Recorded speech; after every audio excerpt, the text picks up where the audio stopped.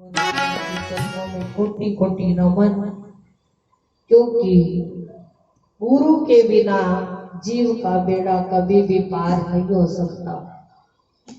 कहते हैं शाह बिना पत नहीं ते गुरु बिना गत।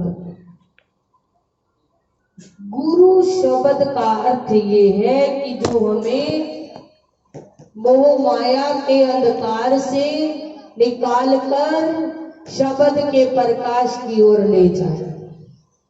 कभी भी घर परिवार वाले ये नहीं कहेंगे कि प्रभु के नाम का सिमरन कर रहे, लेकिन जो स्वयं इस मार्ग पर चलते हैं वो दूसरों को भी चला सकते हैं। आप करे औरों से करावे सीधा वैकुंठों को जाए। जो आप करेगा प्रभु के नाम का सिमरन भजन सत्संग कीर्तन वो औरों से भी करवा लेगा। जो आप नहीं करता वो किसी और से भी नहीं करा सकता। जिस प्रकार हम गुरुद्वारे कुटिया में सेवा कर रहे हैं, कोई भक्तजन बहनें आती हैं, देखकर उनके मन के अंदर भी भाव पैदा होता है कि आश्रम में संत सेवा कर रहे हैं और हमें भी करनी चाहिए। और कलयुग के अंदर संतों महापुरुषों ने जीव के कल्याण के उद्धार के 3 ही मार्ग बताए हैं, सेवा सिमरन और सत्संग। सेवा भी कैसी होनी चाहिए? राग द्वेष से रहित होनी चाहिए। ये नहीं कि किसी को तो हम बहुत ज्यादा स्नेह करें और किसी से हम नफरत करें। राग द्वेष से रहित होकर सेवा की है तो भाई कन्हैया ने की। भाई कन्हैया का प्रसंग आप सभी ने सुन रखा है कि एक बार की बात है जब हिंदू और मुस्लिमों में युद्ध हो रहा था। युद्ध हो रहा है, दोनों तरफ के सैनिक घायल होते जा रहे हैं। अब कुछ तो युद्ध में भाग लेने वाले होते हैं और कुछ ऊपर से संभाल करने वाले भी होते हैं। जो घायल सैनिक होते हैं उनकी भी मरहम पट्टी, उनको जल भोजन समय पर पहुंचाना, ये भी सेवा होती है। और इन्हीं प्यारों में से, गुरु के प्यारों में से एक भाई कन्हैया थे, जिनके मन के अंदर ये भाव रहा कि मैंने तो घायल सैनिकों की सेवा करनी है, चाहे वो हिंदू है या मुसलमान, क्योंकि गुरु का प्यारा जो है ना, हर किसी के अंदर अपने गुरु की मूर्त को देखता है। वो हर किसी के अंदर अपने गुरु की छवि को ओत प्रोत देखता है। जैसे लिखा है, हर पात पात हर डाली बैठा है बाग का माली। हर पात पात हर डाली बैठा है बाग का माली। कण कण में वही समाया, नहीं कोई जगह भी खाली। कण कण में वही समाया, नहीं कोई जगह भी खाली। ईश्वर को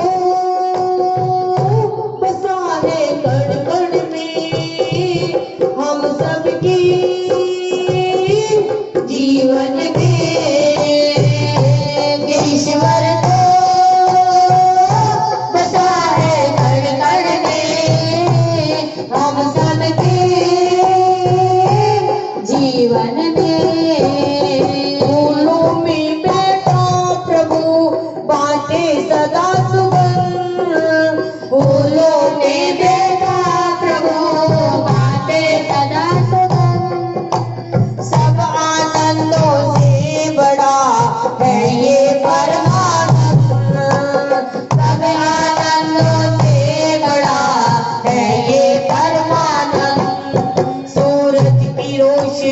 में है, चंदा की चांदनी में है, सूरज की रोशनी में है, चंदा की चांदनी में है। ईश्वर तो बसा है घर घर में, हम सबके जीवन में। ईश्वर को बसा है घर घर में, हम सबके जीवन में। कहीं मांगी खड़ा स्वर्ण करे कहीं दान, भीख कहीं मांगे खड़ा स्वर्ण करे कहीं दान। इसके रूप अनेक है, जान सके तो जान। इसके रूप अनेक है, जान सके तो जान। है इसके रंग निराले, क्या जाने दुनिया वाले। है इसके रंग निराले, क्या जाने दुनिया वाले। ईश्वर को बसा है घर घर में, हम सबके जीवन में। ईश्वर को बसा है घर घर में, हम सबके जीवन में। हम सबके जीवन में उसकी मेहर के बिना एक पत्ता भी नहीं है।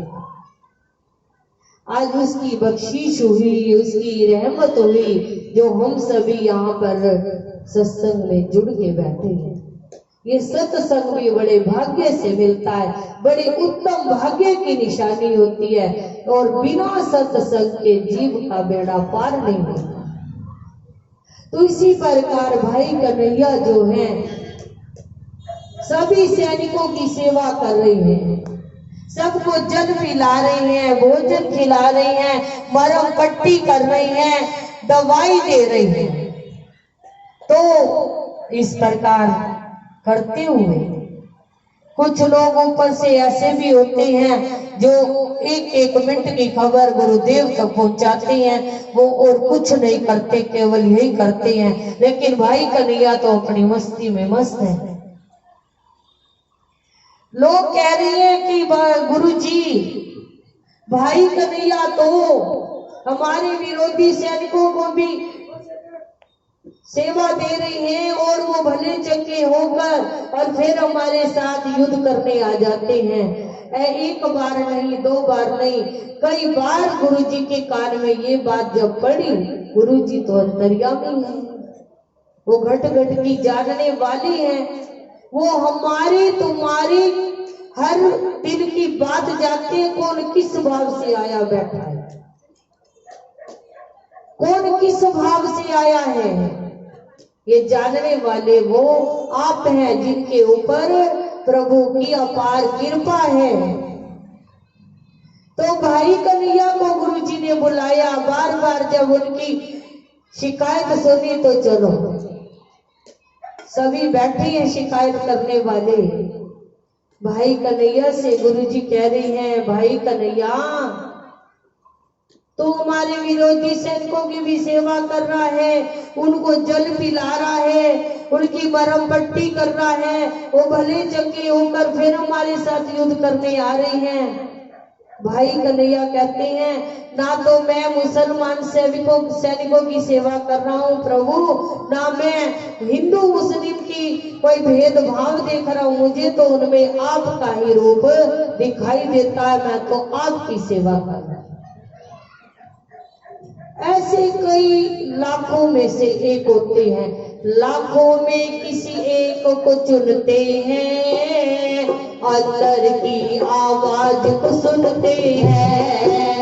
लाखों में किसी एक को सुनते हैं, अंदर की आवाज को सुनते हैं। और प्रभु, कई लाख लोग बैठे होते हैं, कई लाखों की संख्या में भेंट चढ़ाने के लिए आए होते हैं, लेकिन सच्ची भेंट किसकी कबूल होती है?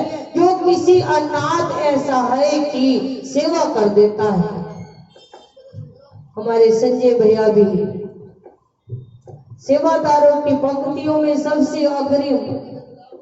कुटिया में जब भी कोई प्रोग्राम हो बस फोन करने की देरी है, और जितनी भी सेवा इनकी चल रही है हम तो कह ही नहीं सकते। और आज जो है वो अपने माता पिता के आशीर्वाद से ही ये प्रोग्राम किया। माँ बाप की आशीर्वाद कभी व्यर्थ नहीं जाती, वो हमेशा कबूल होती है।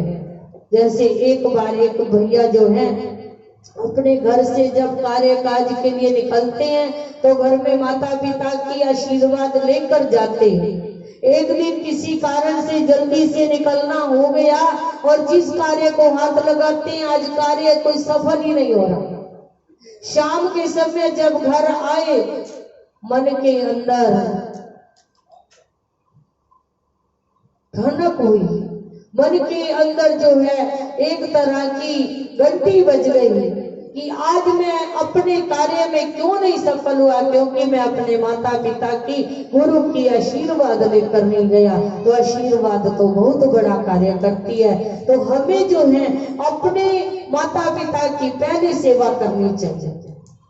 जो अपने घर में बड़े बुजुर्गों को पसंद रखता है समझो कि उसने जीवन के अंदर सब कुछ ही पा लिया। एक भगवान के भक्त थे विठलनाथ, वो अपने माँ बाप की बहुत सेवा करते थे। एक दिन भगवान भी उनके द्वार पर आकर खड़े हैं, कहने लगे प्रभु थोड़ी देर विश्राम करें, थोड़ी देर इंतजार करें, मैं अपने माता पिता की सेवा से खाली होऊंगा फिर आपको आसन दूंगा। तो भगवान की प्रसन्नता उन्हीं लोगों पर होती है। तो आज हमारे संजय भैया भी उन्हीं लोगों में से एक हैं कि जो अपने माता पिता की गुरुदेव की प्रसन्नता के पूरे पूरे पात्र बने हैं। और हम भी इनसे ये आदर्शों को गुणों को अपने जीवन के अंदर उतारें और यूं ही जो है हम सब जो है अपने माँ बाप के आशीर्वाद से फलते फूलते